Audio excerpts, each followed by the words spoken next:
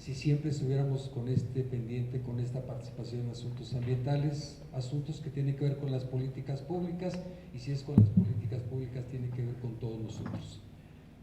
Trataré de ser breve, traigo algunas diapositivas, algunos comentarios. Al principio dicen por ahí algunos textos, era caos y oscuridad. En materia ambiental seguimos exactamente igual, caos y oscuridad. Este es un área muy conocida por todos ustedes. Voy a bajarme para ver más lo que estamos planteando. Y bueno, pues verán que esta condición, Guadalajara, es el resultado de 4,000 millones de años desde la fundación, de la formación del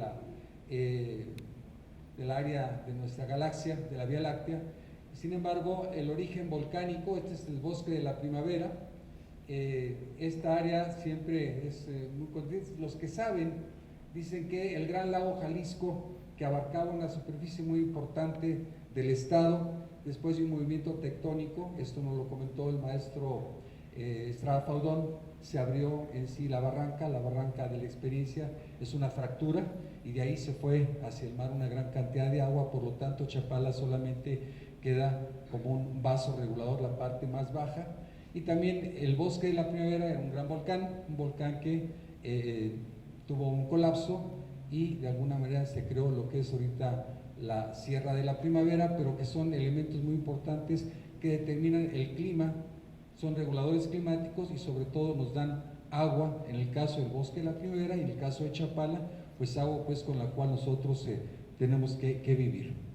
Esto nos indica una vista más amplia sobre lo que es el bosque de la primavera, la ciudad de Guadalajara, la barranca, el río Verde que se integra aquí, que también es otro conflicto que tiene que ver con el agua, el confinamiento de residuos peligrosos más grande de la República, que es el lago de Chapala, de donde estamos obteniendo un 69% del agua que consume la ciudad, algunas partes como Cajititlán, la Sierra del Travesaño, la Sierra Cerro Viejo, en fin, este es el área pues que tiene que ver con lo que originalmente no era un llano, originalmente eran zonas pues en barrancas y demás, pero a la erupción que tuvo el bosque de la primavera y la combinación de suelos se creó lo que es la llanura, lo que es Guadalajara.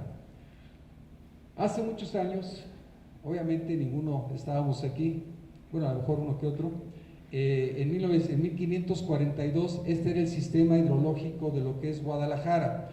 Este sistema hidrológico nos indica que esta es la cuenca cerrada de la Arena, que es lo que se conoce como el Bajío de la Arena, el bosque de la primavera, el cerro del Tepopote, áreas que ustedes conocen, y esta era la escorrentía superficial que llegaba justamente en un noreste hacia el oriente, hacia lo que es la barranca del río Verde, la barranca del río Santiago, pero ustedes verán, identificarán aquí una gran cantidad de arroyos que normalmente vienen de la primavera hacia la barranca, que es el escurrimiento superficial. Estas líneas verdes nos delimitan las cuencas superficiales que hay en la zona metropolitana de Guadalajara, y se darán cuenta cuáles son las cuencas por las áreas de inundaciones. Normalmente tenemos inundación por una alteración que hemos hecho con las condiciones y movimientos del agua. El agua tiene tres movimientos: se evapora, se infiltra y escurre. Al aumentar la infiltración, el escurrimiento es menor. Al impedirse la infiltración, el escurrimiento es mayor y el agua tiende a irse a las cuencas, y por lo tanto las áreas de inundación las vamos a identificar muy claramente con base a estas cuencas en donde se construyó en la ciudad sin tomar en cuenta estos procedimientos hidrológicos, y es la razón por la cual tenemos tantas inundaciones. Hay dos áreas muy importantes que son cuencas grandes que tienen que ver con el acuífero, el agua que está en el subsuelo. El agua que está en el subsuelo propiamente es suelo saturado de agua, no es que encontremos una olla o una oquedad, es suelo saturado de agua, en donde de esta condición Guadalajara en la mayor parte de su vida ha dependido de esta agua que está en el subsuelo. La cuenca del Hogado viene el agua de otro lugar, pero en este caso la cuenca del Valle de Temajac, donde está la mayor parte de la ciudad de Guadalajara, se alimenta con escurrimientos principalmente del bosque de la primavera y de áreas al oeste de la propia ciudad, Zapopan, Guadalajara y demás. Originalmente ¿De dónde sacaba agua Guadalajara para sobrevivir? Bueno, pues primeramente el río San Juan de Dios.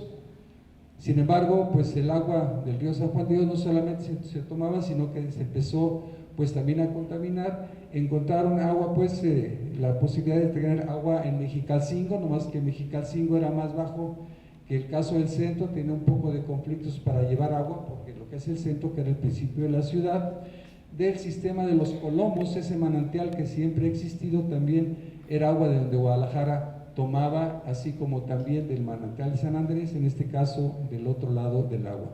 Estábamos hablando realmente de algunos años atrás, y podríamos ver, por ejemplo, en 1902, el sistema donde Guadalajara tomaba agua era a través de túneles filtrantes, y esta condición de las galerías por el padre Buceta, allá por 1900 se seguían utilizando, aunque las empezó a establecer en 1700, de tal manera que el sistema de galerías filtrantes traían agua por vasos comunicantes de las aguas más bajas para que la ciudad pudiera vivir de agua. En este caso, que no se nos olvide que el 100% del agua era obtenida del subsuelo, a maneras diferentes de ingeniería. ¿Qué sucedió en 1641? Río San Juan de Dios. De 1700 a 1900 las galerías filtrantes, seguíamos dependiendo del agua del subsuelo. En 1803 a 1830 las aguas del barrio de Mexicalcingo, Ríos Blanco, Temajac, fábricas de textiles, donde ustedes encontrarán y conocerán más de algunos manantiales que están brotando, eran las fuentes principales de agua para la ciudad. En 1845 la caja de agua que está en Agustín Yáñez, cerca de la Minerva, es agua que viene de los Colomos, también era agua que se está utilizando, que ahorita se utiliza solamente para riego. En 1908 se entuba por fin el río de San Juan de Dios por los grandes problemas de contaminación, y todavía en 1940 Guadalajara seguía viviendo del agua subterránea, de ese acuífero estaba obteniendo agua en el proceso donde la primavera, el bosque infiltra el agua, se escurre, se infiltra, y era el proceso y el ciclo que se daba. En 1956, al crecimiento de la ciudad, se trae agua de Chapala, y es donde el acueducto que viene de Chapala empieza a generar una cantidad importante de agua, y también, por supuesto, empieza el crecimiento mucho más fuerte de la ciudad de Guadalajara. Actualmente de Chapala y de la presa de Calderón se viene entonces el 69% de agua, y el 31% restante sigue siendo agua que se obtiene de este acuífero. 180 pozos profundos, alrededor de 1200 pozos normales con sus norias, pero un porcentaje muy importante de Guadalajara, el agua viene del subsuelo, que son las dos fuentes que tenemos en este momento. Esta condición, bueno, en esta podemos ver, por ejemplo, lo que es el acuífero, lo ven ustedes en la línea azul, aquí está la barranca, aquí está el río Santiago, el río Verde, y estas curvas, esta línea roja nos están dando los niveles. Esta es de 1609 a 1520, nos implica que la tendencia es desde el área del bosque de la primavera hacia la barranca, es el flujo subterráneo del agua, ¿sí? Nos lo dan estos niveles, y esta parte es lo que abarca realmente toda la ciudad, el acuífero. Esto es abajo, donde están estos 180 pozos profundos y donde estamos recibiendo el agua. ¿En qué condiciones está el acuífero?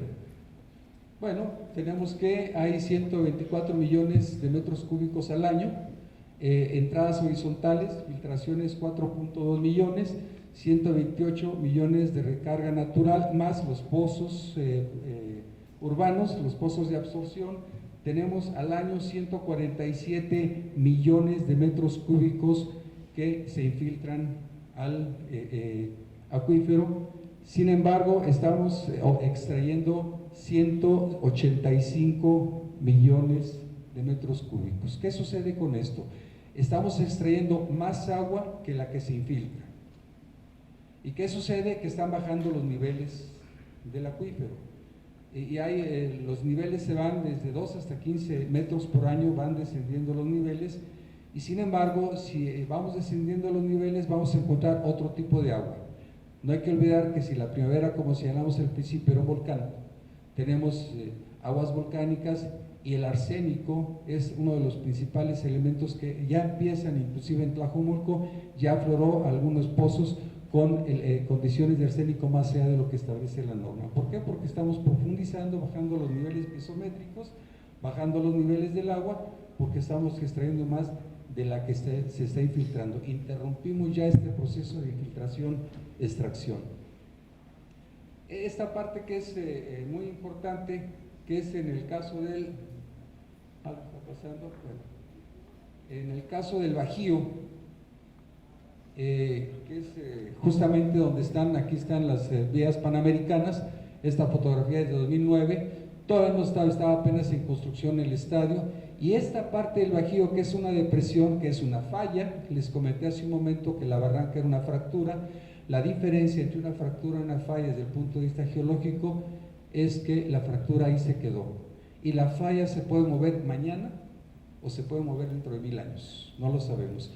Y justamente hay una falla que atraviesa parte de esa condición, que era la falda del volcán, que va hasta Tezistán, y es una depresión, por eso se llama el Bajío. Se formó una depresión en los movimientos y asentamientos geológicos que hubo cuando los procesos eruptivos y la formación, en este caso del Valle de Guadalajara, de tal manera que esta parte, lo que es parte del Bajío, aquí está el Cerro del Coli, es el Cerro de Chapulín, toda esta zona, en el momento de esta fotografía, pues es una zona que normalmente llueve, se inunda e inmediatamente el agua desaparece, porque es una de las principales zonas de absorción que tiene ese acuífero, que está de alguna manera otorgando estos 180 pozos y este porcentaje muy alto, 31% de agua para la zona metropolitana de Guadalajara.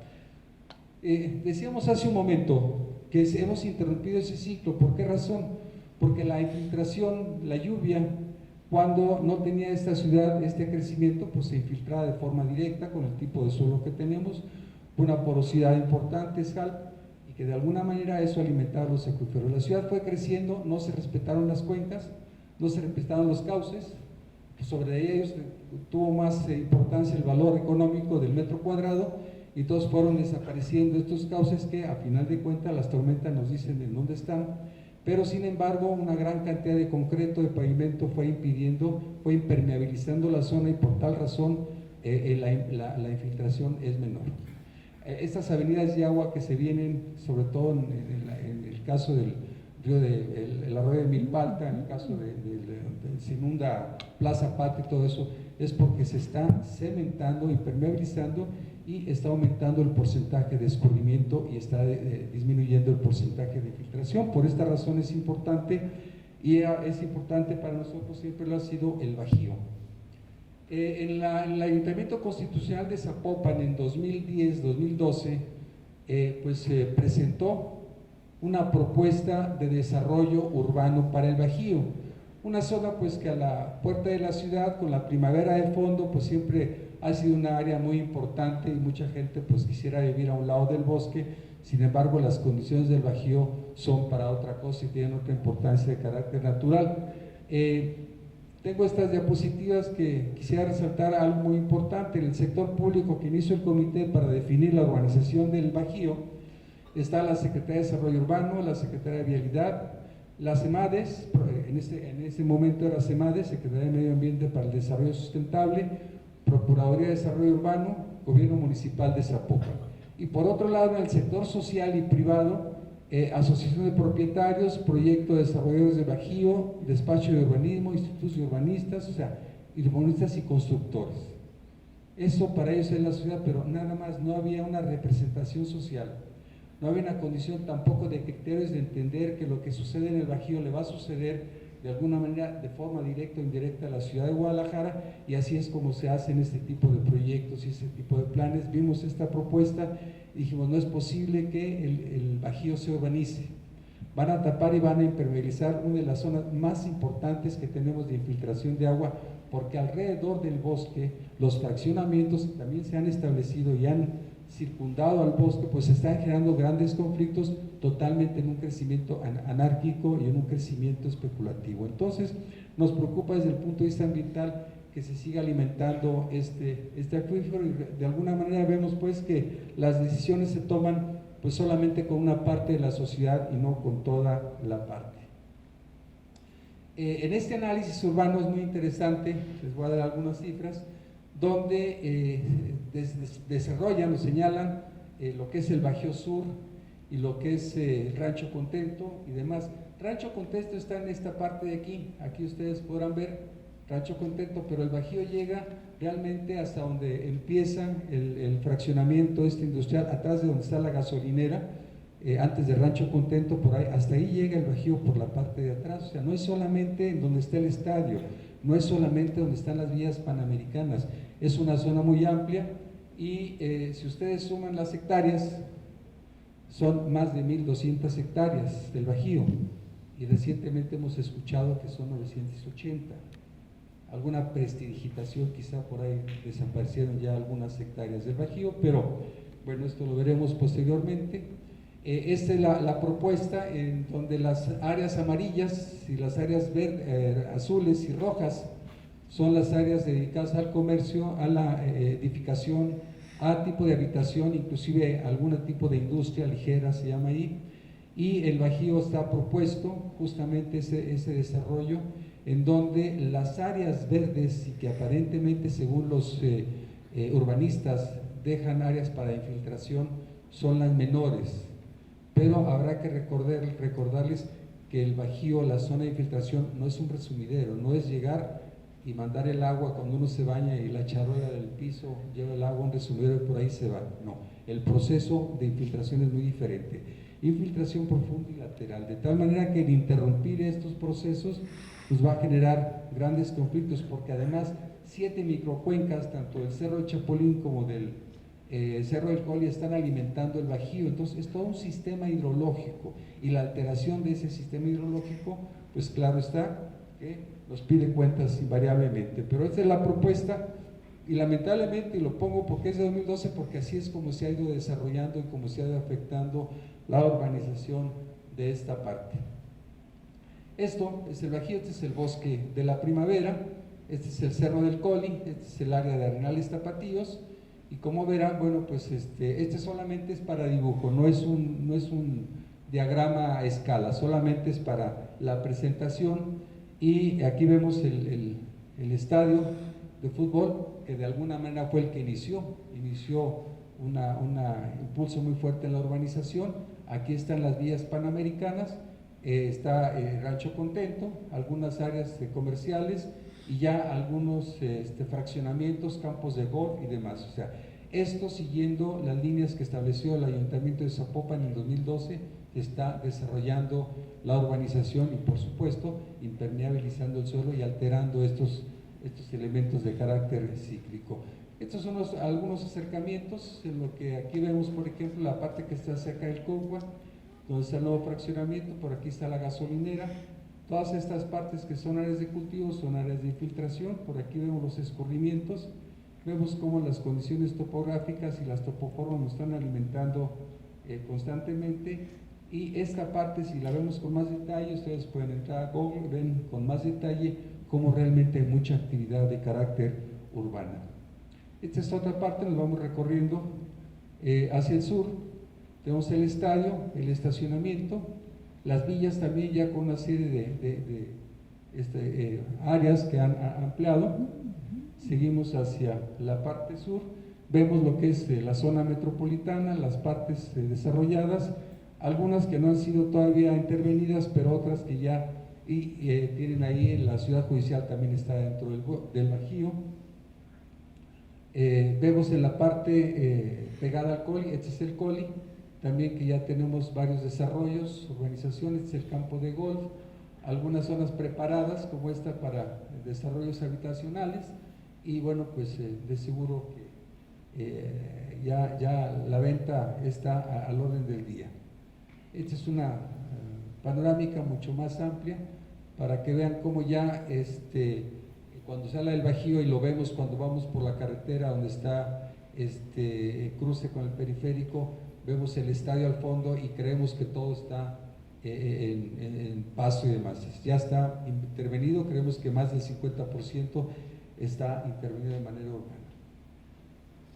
Y bueno, esto es la otra parte, este es al otro lado del Coli, lo que es Arenales Tapatíos, para que vean la presión de uso de suelo, cómo se ha desarrollado. Son zonas también de inundación, el agua que baja, sobre todo en el área del Arenales, pero como verán, esto justamente es lo que pues tratamos de evitar que suceda en el Bajío, porque son las últimas partes que queremos defender, porque estamos defendiendo no propiamente el Bajío, sino el acuífero y por consecuencia el agua que requiere Guadalajara, que además tenemos que traerla y gastar algunos miles de millones de pesos para traerla a otros lugares, cuando aquí tenemos agua y que es muy importante, por lo menos los faltantes, esos metros faltantes que podemos sacrificar y no inundar Temacapulín, pudieran recuperarse en otro tipo si tuviéramos una cultura del agua y por supuesto una disposición gubernamental con mucho más amplitud. Bien, esta fotografía no alcanzan a ver, los números son muy pequeños, pero todas las manchas azules son las zonas de inundación de Guadalajara. Esto nos indica pues que no hemos resuelto el conflicto, que estos problemas de inundación son porque se aumentó el escurrimiento, porque hay menos infiltración y todas estas situaciones pues nos están generando fuertes conflictos. ¿Qué podríamos decir, por ejemplo, del acuífero de Temajac? Ya lo señalamos, se extrae más agua de la que se infiltra. Son datos, todos los datos que les doy son datos oficiales, son datos de CNA y de la Comisión Estatal del Agua, no son datos inventados. Los acuíferos nos bajan cada año de 1 hasta 15 metros los niveles, lo que es en la ciudad. La urbanización obviamente avanza de manera especulativa y anárquica, porque no avanza cómo ni para dónde debe ser, sino en función de otro tipo de intereses.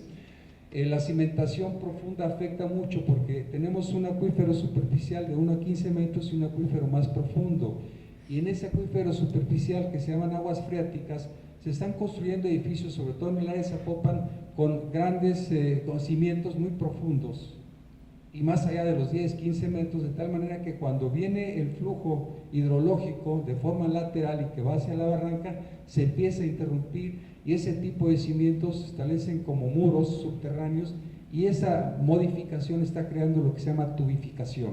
Esto es erosión interna, y en cualquier momento, pues ojalá y no, vamos a tener movimientos de suelo muy importantes. Hay algunas casas, son zonas muy económicamente muy altas, donde hay muchas fracturas en la casa, y precisamente es por qué razón, por el tipo de suelo y porque eso se está moviendo. Así pues, es claro que el escurrimiento se aumenta sobre la infiltración a causa de la impermeabilización urbana.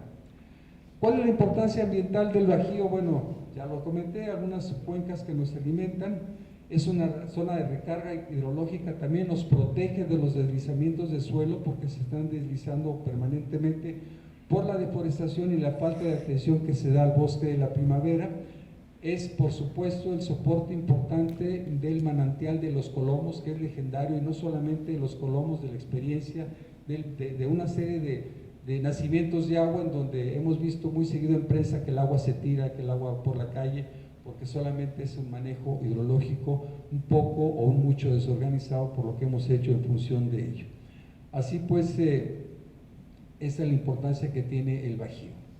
¿Qué ha sido cuál es el problema del urbanismo? Bueno, el estadio de fútbol fue el detonante, después viene Ciudad Judicial, fraccionamientos, el fraccionamiento Ayamonte, campos de golf, institutos, universidades, preparatorias, que están pues utilizando, compraron terrenos y están construyendo, y bueno, pues de ahí aparecen las vías panamericanas, el año 2009, por ahí empezó este proceso para dar un cumplimiento, y se presenta una manifestación de impacto ambiental que solamente fue un trámite administrativo, no cumple de ninguna manera con los criterios, y curiosamente, si ustedes leen la manifestación de impacto ambiental con que se presentó la vía panamericana, se autorizó sin conocer ni siquiera, sin tener estudios hidrológicos, sin tener estudios, ni siquiera el proceso y cómo iban a resolver el conflicto del drenaje, que lo vimos años después cuando pues muy importante las villas, los Juegos Panamericanos. Sin embargo,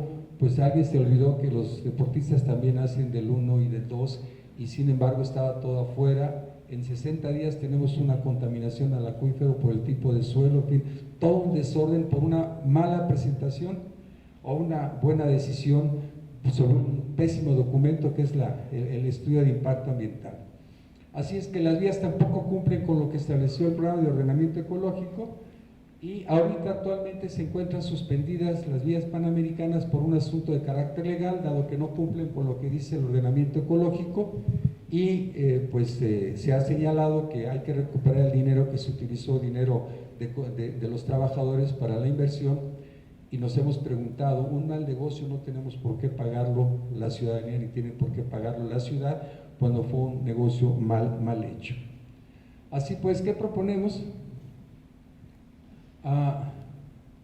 Proponemos dos, pues que ya no alcanzó la pila, pero tenemos dos propuestas.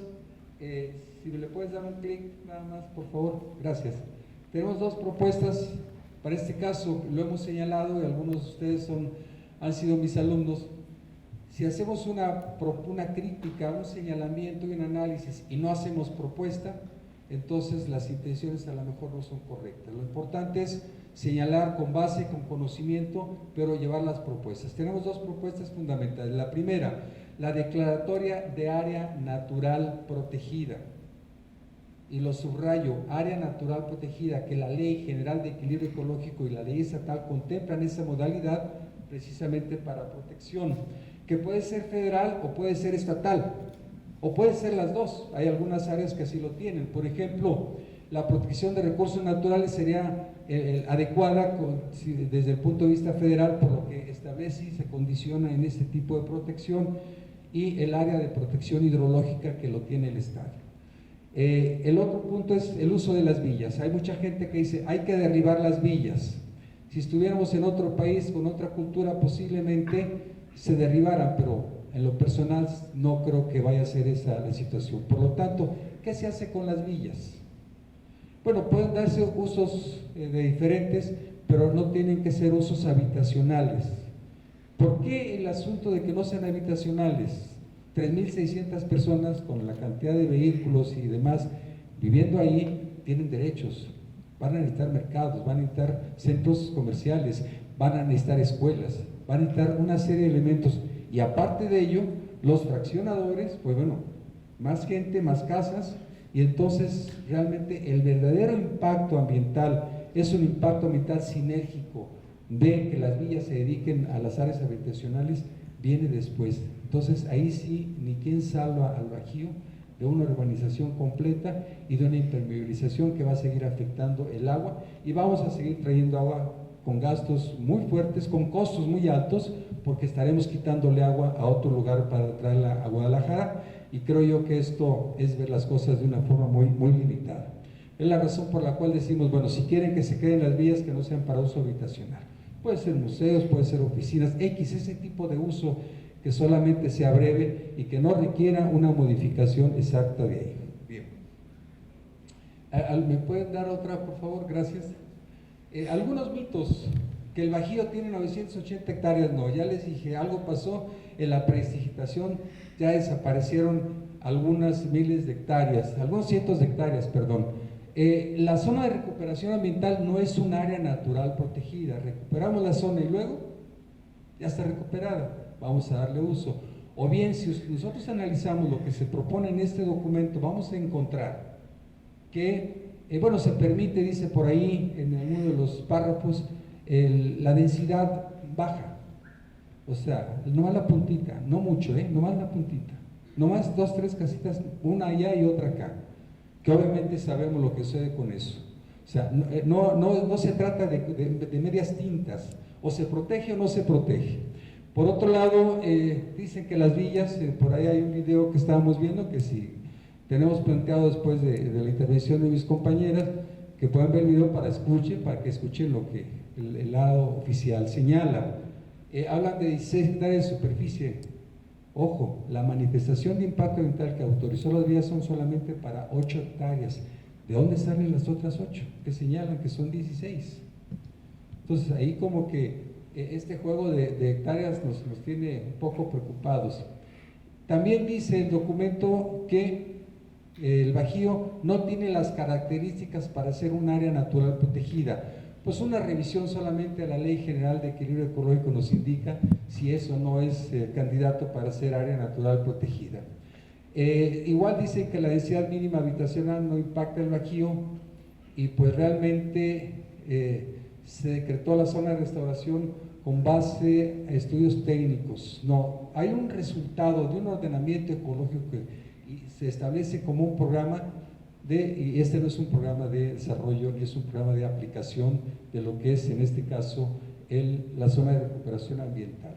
¿Qué sucede? Que son 80 y tantas cuartillas que no necesariamente mucha gente las lee, pero si analizamos con detalle capítulo por capítulo, párrafo por párrafo, vamos a ver que fue un documento pues hecho a la carrera, con otras intenciones, pero no con las intenciones de proteger lo que es el acuífero, de proteger ello. Ese es el gran conflicto de las villas.